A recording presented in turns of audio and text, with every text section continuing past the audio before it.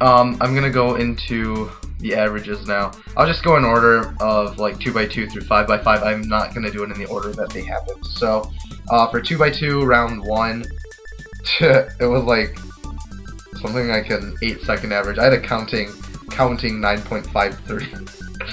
So yeah, it was bad. Basically, I just wanted to get into second round, and yeah, I guess that was good enough. Barely though. I barely didn't make the cutoff. It was really bad. Yeah, I won't talk about individual times because they're not really that important. Second round, I got a 7.18 the first solve, then a 6.97. So I was pretty happy with this progression. You know, I was hoping for a 5 point something next, and then a 4 point something. The third solve was bad. I don't know exactly what happened, but basically the cube fell out of my hand as I was solving it. And unlike other normal people who catch their cube as it's about to fall, somehow it flings behind me and it just like shatters. And it was bad. And then like people started looking and it was awkward. Yeah, so I just DNF'd that because I didn't even know what to do at that point. But yeah, it was really weird. And yeah, I still don't know how it flew backwards because that doesn't make sense to me. Also, I did try to catch it, but my hands were like shaking, and so maybe it was because my hands like flung it backwards or something as I tried to catch it. I don't really know what happened, but it flew back there, and yeah, 2 corners fell off, and yeah. And then the other 2 solves were terrible as well, so yeah, bad average, didn't make it to final round, and I'm okay with that, I guess. 3x3 was bad, just bad in general. First round, my hands were cold and clammy, and I still didn't know what cube to use, and I was in the first heat, so I was pretty much screwed from the beginning. I brought 2 Guhangs and a Zanchi. I didn't really want to use the new Guhang, which I just got in the mail a couple days ago, because I didn't really know how to use it. I wasn't getting good times on it. The Guhang and the Zanchi I got really good times, but they had different feels. I ended up going with the Guhang, my old Guhang with the screw mod, which I said I wouldn't ever use in an average anymore. So first of all, I lied. But second of all, I didn't want to use that before because the corners twist a lot, and I was really worried about that. But I had to use it because it was the slowest 3x3 that I brought, and my hands were just too cold for something like the Zanchi. So I did go with the old Guhang, and the average was like a 15 point something. Just a note about all of my averages, they were incredibly consistent. They were all within 2 seconds of each other, including, well, they were all really close.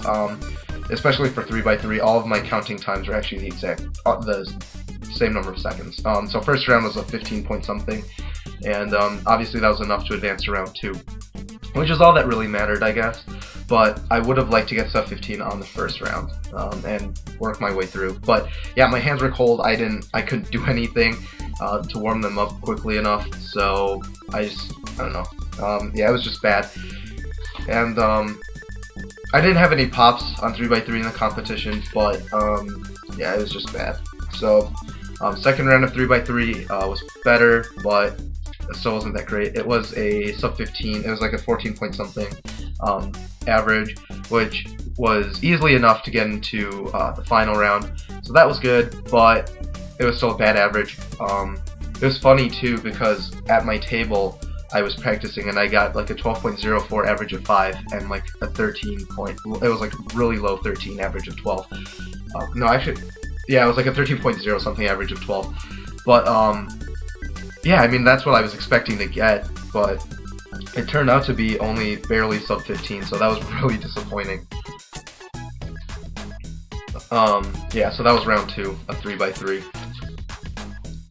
Final round of 3x3, my friend Michael, who also goes to the University of Minnesota, he filmed me, and that average will be up later this week. And it wasn't a good average, but it was my first sort of filmed competition official average. So that one was intense for me.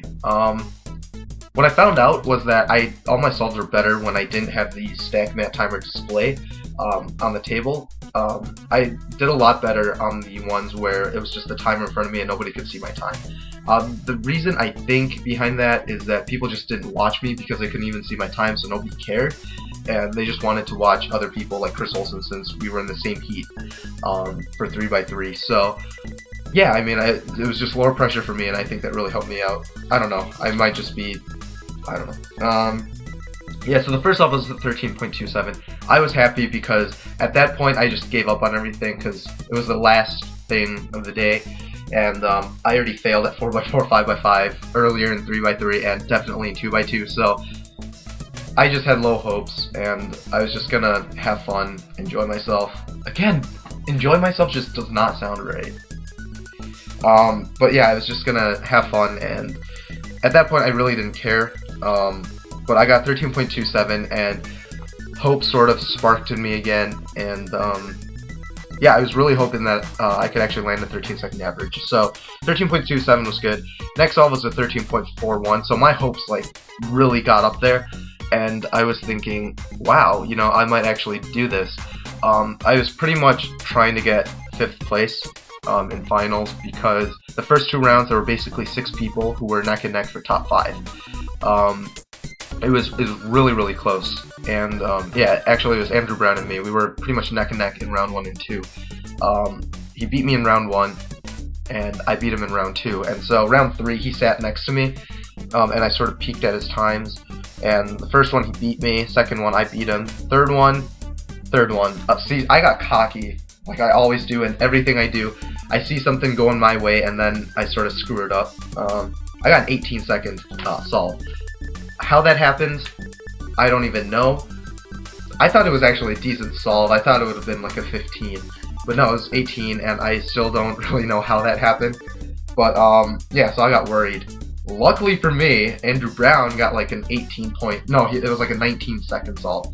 So I was sitting there pretty, and I was happy. And solve 4 was another 13. So at that point, I got nervous.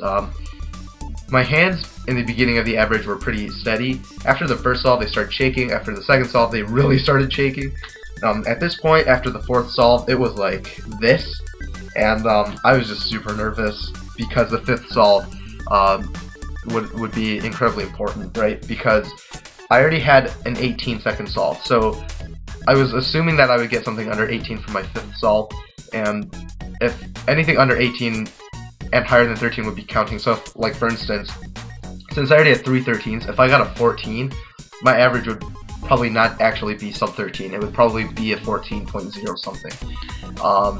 And if I got even higher than that, like a 15, then there's just no hope, right?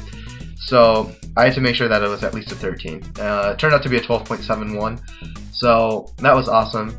And yeah, so that pretty much sealed it. I got a 13-second average of 5, which places me, I think, top 100 in the US and in North America. So, I mean, that's cool, I guess. Turns out I almost got 3rd place. I should have pushed a little bit more, especially if that 18 didn't happen. I think I could have gotten 3rd place.